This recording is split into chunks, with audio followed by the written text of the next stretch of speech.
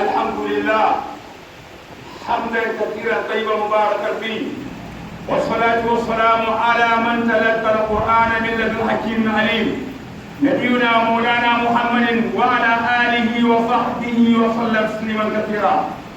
أشهد أن لا إله إلا الله وحده لا شريك له، له الملك وله الحمد وهو على كل شيء قدير، وأشهد أن محمدا عبده ورسوله صلى الله عليه وعلى آله وصحبه وسلم تسليما كثيرا.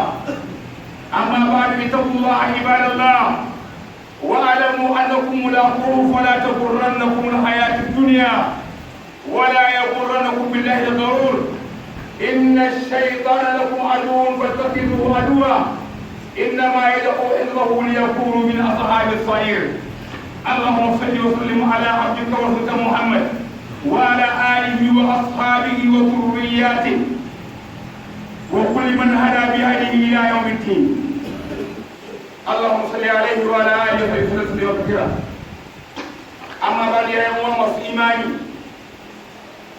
sakon da wannan mako a wannan mumbari na mana sunna, muna godiya ga Allah subhanahu wa ta'ala, muna neman taimakonsa, muna neman gafararsa, muna tuba zuwa gare shi, muna dogara ga Allah subhanahu wa ta'ala, muna neman kai gurin Allah daga sharrin kawunan mu da miyagun ayyukanmu, wanda Allah ta'ala ya shirye shi ba mai kasance da wannan bawan, haka wanda Allah ta'ala ya yi fada ba wanda zai ya shirya. Lalle ya kuma Allah shi kada yake ba da abokin tarayya, mulki na shi ne, shi ne ke da ikon kashewa kuma ke da ainihin ikon rayawa, ma'ana shi ne mai kashewa ko ne mai rayawa. Allah shi ne mai ikon kowane kamari. Lalle ya turo farin da kada annabi rahama, shugabancin annabawa, shugaban manzanni, Allah ya zama a gare shi da alayensa da sahabbansa da duk wanda ya bi hanyar annabi rahama har zuwa kiyama. Baya ga ya kuma su imani, duk auren Allah ya ku mutane. Lalle Allah ta'ala mun ce wani yau Ramadana ya tafi ya huce, saura ka dan yi rage, wala yau ka illa kai babu abin da yake a wurin kwanaki Ramadan 30 ba dai wata din sun yan kwanaki kadan suka rage mana, kuma lalle mun huce da ranakun sa da yin su da ranakun mun huce da Ramadana. Wata ne ya kuma su imani, wata mai albarka, wata ne samun gafarar Allah, wata ne wanda babu wani abu da kai ne da ainihin wannan ibada a wannan wata.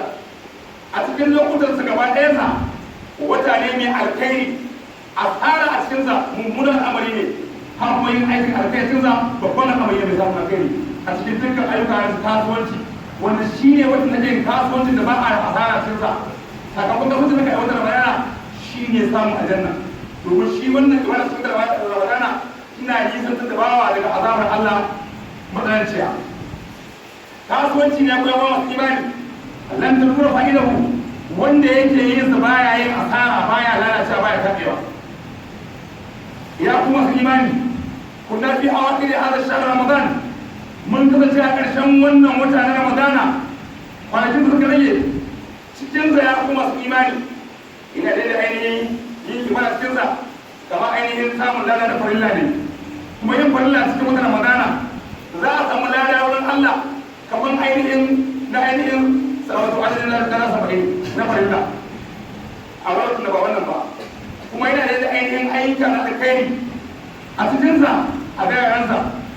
Ya kuma su imani, yin aiki a ɗaya kwaya ɗaya a wata Ramadana shi ne wani ranar Allah ya ware da albarka cikin da yadda kadar kenan, ya kuka ibada watanni 1000 da babu wannan dara a cikinsa.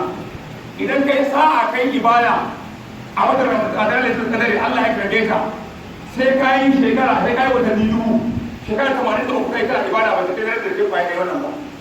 Wannan shi babban ribar da zai samu in ya tsaya ya bauta wa Allah a watan Ramadana, ya samu ya ce da tsanani, to yana da ainihin samun ibada ta watanni 1000 da babu wannan dara a cikinsa. Wannan gaskiya ne ya kuma imani, wanda ya rabauta a cikinsa, wanda ya asara ya yi tauce. Daga cikin abin da na gaya mana shi ne, wato Allah yana gabata wa bawa zunubansa dukkan laifin da kai wa Allah ɗan zai kai ibada don kai ka ba, Allah ya yafe maka.